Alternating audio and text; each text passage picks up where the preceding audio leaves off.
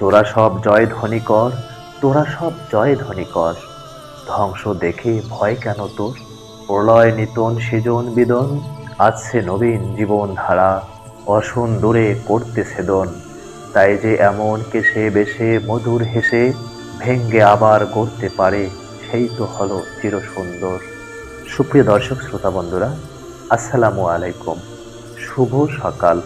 আজ ২৯শে বৈশাখ ১৪৩৩ বঙ্গাব্দ, ১২ই মে ২০২৬ খ্রিস্টাব্দ, ২৩শে জিলকদ ১৪৪৭ হিজরি, রোজ মঙ্গলবার। ঋতুর পরিবর্তন ভেবে বাংলাদেশে এখন গ্রীষ্মকাল।